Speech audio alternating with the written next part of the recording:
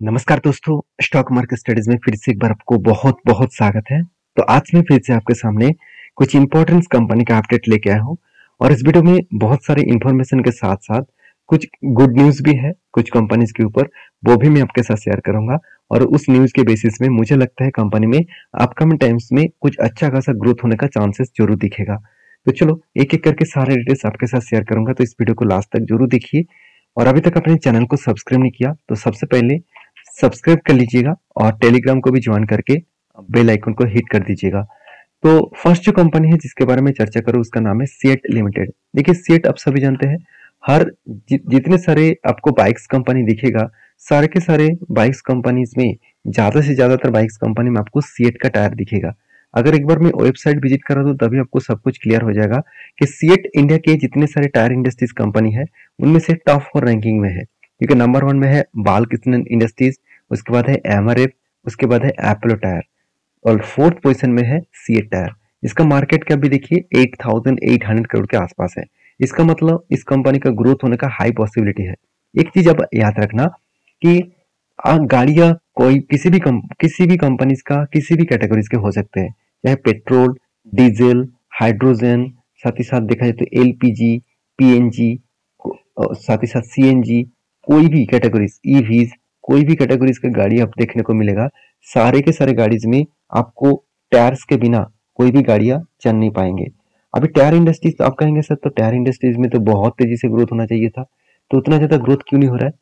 क्योंकि देखिए टायर्स का जो रॉ मटेरियल्स है वो देखा जाए तो रॉ मटेरियल्स का जो प्राइस है वो बहुत ज्यादा वोलेटिलिटी देखने को मिलता है, कभी हाई कभी कम। तो इस तरीके से सिचुएशन में टायर इंडस्ट्रीज के ऊपर एक प्रेशराइज देखने को मिल जाते हैं।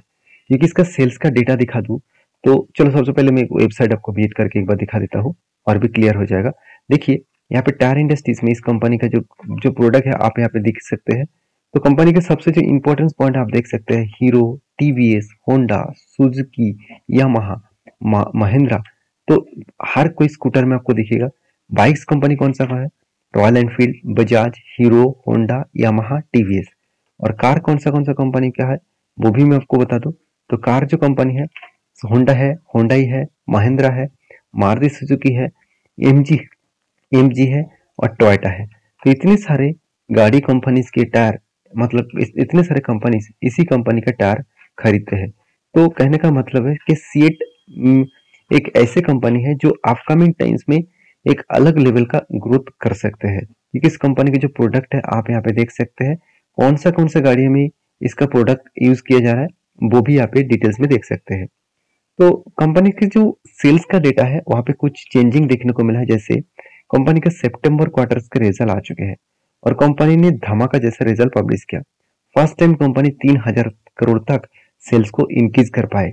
अभी यही रिपोर्ट यहाँ पे आपको दिखाऊंगा कि सीएट शेयर, पिछले कुछ दिनों में एक रिपोर्ट आया था कि सीएट शेयर मतलब charges over 10% to all time high after the earning beat market estimate.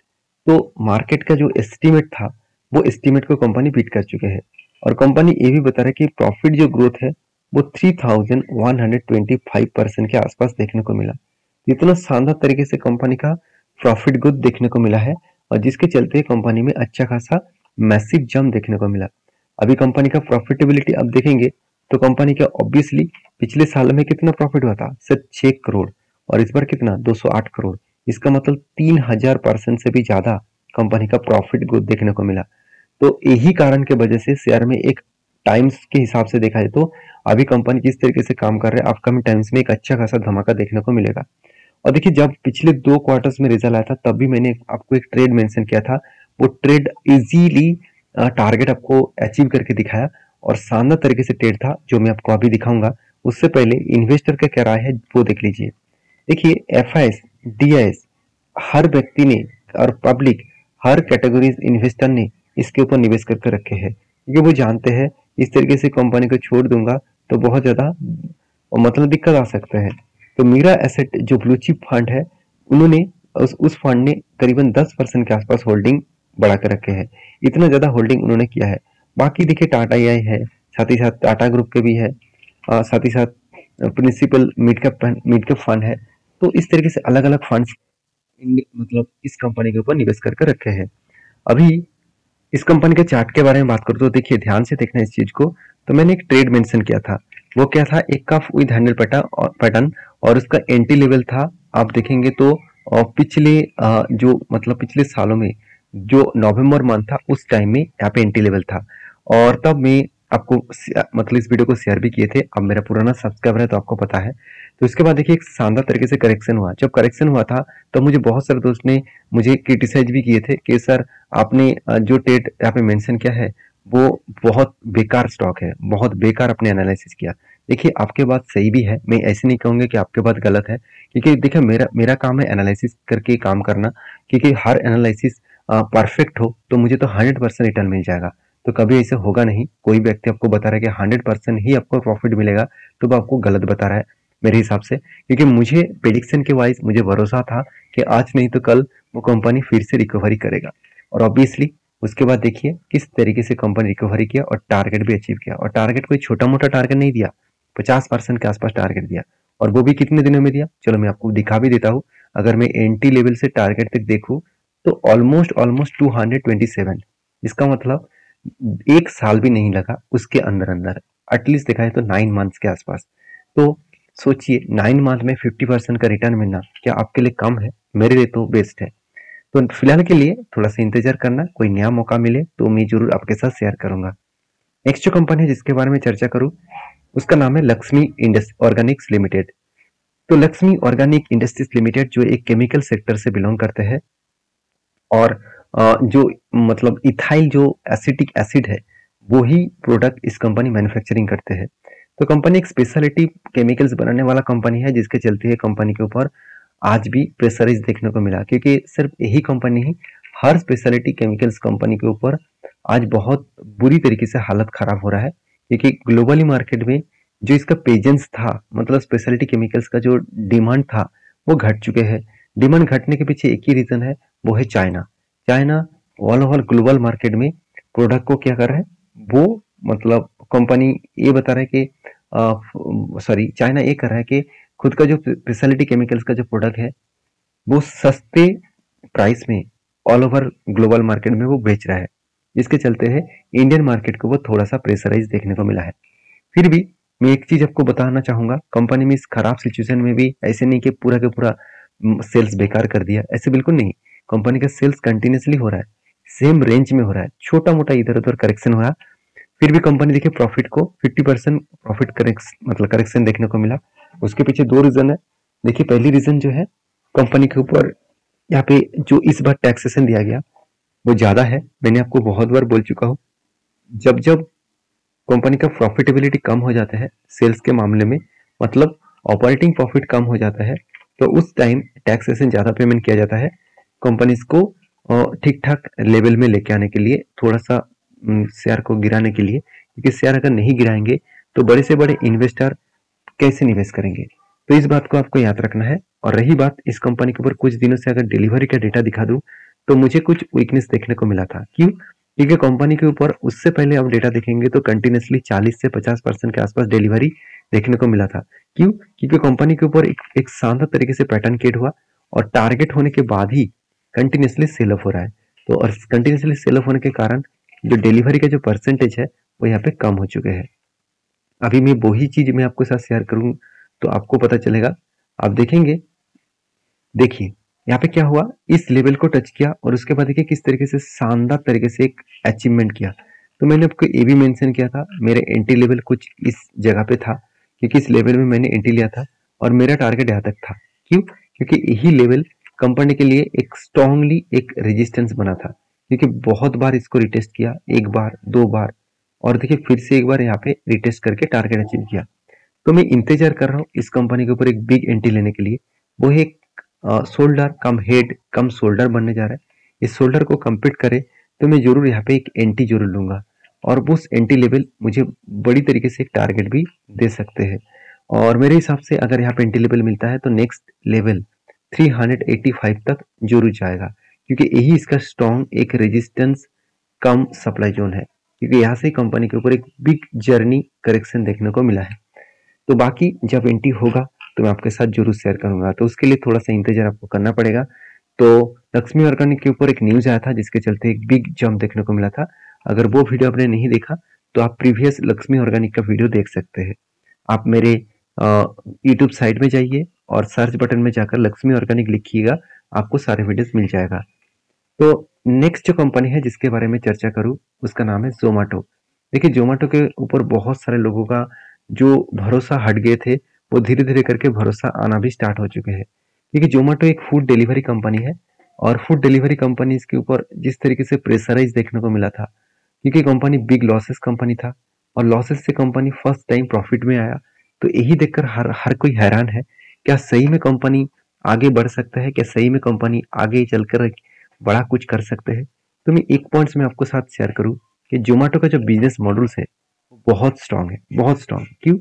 क्योंकि आप एक चीज ध्यान से इस बात को याद रखिए कि ऑल ओवर इंडिया में नहीं, ऑल ओवर वर्ल्ड में जितनी सारी डिलीवरी कंपनी है उसका ग्रोथ लगातार बढ़ते जा रहा है। क्योंकि देखिए लोगों के हाथ में उतना टाइम नहीं है। जो डेवलप कंट्री होते हैं उस कंट्री में क्या होते हैं, लोग काम पे ज्यादा बिजी रहते हैं, मतलब वर्क में ज्यादा बिजी रहते हैं। तो वर्क ज्यादा बढ़ने के कारण उसको खाने पीने का जो टाइम्स है वो कम हो जाता है, खाना बनाने का जो टाइम्स है वो भी कम हो जाते हैं। जिसके चलते वो बना हुआ खाना ऑर्डर कर देते हैं और ऑर्डर करेंगे कहाँ पे, जहाँ पे आपको डिस्काउंट में मिलेगा, जो आपको फास्ट डिलीवरी देंगे, हर जगह पे डिलीवरी देंगे। तो इस तरीके से सिचुएशन में आपको डिलीवरी मिल जाएगा। मतलब इस तरीके से सिचुएशन में आपको इस तरीके से जोमेटो जैसे कंपनी के ऊपर आपको ग्रोथ होने का चांसेस है। तो आप कहेंगे सर क्या मार्केट में जोमेटो अकेला है? बिल्कुल नहीं। आप देखेंगे तो स्विगी भी है, एक एक इस कंपनी का कंपटीटर। उसके साथ डंजो, ये भी इस कंपनी का कंपटीटर है। मुझे कमेंट्स करके जरूर बताना, जितने सारे दोस्त मेरे वीडियो देखते हैं। तो उसके लिए मैं आज का एक क्वेश्चन मैं आपको दे रहा हूँ कि डंजो जो है वो डंजो कौन सा कंपनी का मतलब ब्रांड है, मतलब कौन सा कंपनी का सब्सिडरीज कंपनी है। तो डंजो का मतलब पेरेंट कंपनी कौन है, मुझे जरूर कमेंट्स करके बताना। अ, मैं एक हिंट आपको देना चाहूंगा कि इंडिया के एक पॉपुलर कंपनी है, इंडिया के पॉपुलर ग्रुप कंपनी है। तो प्लीज मुझे कमेंट्स करके जरूर बताना। तो देखिए जोमेटो के बारे में एक ही बात कहूँ कि जोमेटो का जो जिस तरीके से क्वार्टरली रिजल्ट को कंपनी रिप्रेजेंट किए, वो इस बार कंपनी के सबसे बेस्ट रिजल्ट देखने को मिला। क्योंकि यहाँ पे एक्सपेंस के बारे में चर्चा करूँ तो कंपनी का जो एक्सपेंस है, पहले देखिए एक्सपेंस में सबसे ज्यादा खर्चा होता है, खर्चा होता था एम्प्लॉय कॉस्ट में। और एम्प्लॉय कॉस्ट के कंपनी एक बार ना के बराबर, मतलब इस बार ना के बराबर लेके आए। मेटेरियल कॉस्ट बढ़ रहा है, ये प्लस पॉइंट है। मगर एम्प्लॉय कॉस्ट बढ़ गया तो ये कंपनी के लिए खतरा बन सकता है। तो इसलिए एम्प्लॉय कॉस्ट जब जब ज्यादा था तब तब कंपनी का लॉसेस भी ज्यादा था। अभी कंपनी का लॉसेस कम हुआ और कंपनी फर्स्ट टाइम प्रॉफिटेबली में आया। अभी कंपनी का क्वार्टरली रिजल्ट आने वाला है, अभी उस रिजल्ट के बारे में ही पता चलेगा कि एक्चुअली कंपनी के ऊपर क्या होने वाला है। तो मुझे लगता है इस कंपनी के ऊपर कुछ ना कुछ धमाका जरूर होंगे, क्योंकि पहले से ही एफआईएस ने तगड़ा बाइंग करके रखे है। तगड़ा तगड़ा मतलब बोलने का जरूरत नहीं, 10% से डायरेक्टली 60% के आसपास। तो इतना बड़ा क्वांटिटी एफआईएस ने उठा लिया। तो डीएस ने भी माल उठाया और पब्लिक ने वो माल को बेच दिया। तो डीएस के पास भी देखिएगा 4% होल्डिंग से 13% तक होल्डिंग आपको देखने को मिल जाएगा। अभी इस कंपनी के ऊपर एक अपडेट भी आया जो मैं आपके साथ शेयर करूंगा। आप देखेंगे जोमेटो, यहाँ पे देख सकते हैं डबल इन्वेस्टर्स वेल्थ, मतलब इन्वेस्टर का वेल्थ डबल कर चुके हैं सिर्फ से 6 मंथ में। मतलब आपका प्रॉफिटेबिलिटी डबल कर चुके हैं 6 मंथ में। इसीलिए एक बहुत बड़ा दिग्गज इंस्टीट्यूशन ने भी इसके ऊपर टारगेट रखे हैं, लास्ट नेक्स्ट 3 to 4 वीक्स में ही कंपनी 122 तक जा सकते हैं। अभी कंपनी का प्राइस कितना चल रहा है? 114 के आसपास। तो देखा जाए तो लाइफ टाइम हाई के आसपास है, सॉरी 52 के हाई के आसपास है। और कंपनी किस तरीके से परफॉर्मेंस करेगा वो आपको नेक्स्ट कुछ वीक्स में ही देखने को मिल जाएगा। तो फिलहाल के लिए कंपनी के जो चार्ट पैटर्न्स बना है वो मैं आपके साथ शेयर करूं तो आप देखेंगे तो यहाँ पे जोमेटो का जो चार्ट पैटर्न बना कुछ अलग लेवल का बना। तो यहाँ पे क्या बना, यहाँ पे कप बना और सॉरी एक शोल्डर बना, उसके बाद एक बिग हेड बना, उसके बाद एक शोल्डर बना और फाइनली ब्रेकआउट हो गया। तो ब्रेकआउट होने के बाद एक शानदार तरीके से यहाँ पे पैटर्न क्रिएट हुआ और मुझे लगता है धीरे धीरे करके कंपनी एक अच्छा खासा टारगेट भी अचीव कर सकते हैं। इसके लिए टाइम लगेगा मुझे लगता है, क्योंकि इसका प्रीवियस जो लाइफ टाइम हाई है उसके नीचे टारगेट बना है। तो मुझे लगता है इजीली वो टारगेट अचीव हो सकते हैं अगर कंपनी का रिजल्ट इस क्वार्टर में, तो क्वार्टर का रिजल्ट कब आने वाला है मैं आपको बता दूं 10 नवंबर में। इस दिन को आपको याद रखना है। इस दिन अगर रिजल्ट अच्छा आए तो सोचिएगा इस कंपनी के ऊपर फिर से एक धमाका देखने को मिल सकता है। बाकी आपके क्या राय है मुझे जरूर कमेंट्स करके बताना। नेक्स्ट जो कंपनी है जिसके बारे में बात करूँ उसका नाम है एचपी अधिसाब लिमिटेड। तो एचपी अधिसाब लिमिटेड देखा जाए तो एक अधिसाब मतलब ग्लू गम बनाने वाला कंपनी है। तो जिस तरीके से पेडिलेट खुद का प्रोडक्ट को बेचते हैं उसी तरीके से एचपी अधिसाब भी खुद को प्रोडक्ट को बेचते हैं। तो यही कंपनी के बारे में एक बात जरूर कहूंगा, इस कंपनी के बारे में एक चीज मैं जरूर कहूंगा आपको कि कंपनी के बोर्ड ने एक बहुत बड़ा अनाउंसमेंट किया है, वो है स्प्लिट एंड बोनस देने का। तो कंपनी स्प्लिट देने वाला है, फर्स्ट अभी कंपनी बोनस भी लेके आएंगे, इस तरीके से कुछ बातचीत भी सुनने को मिला है।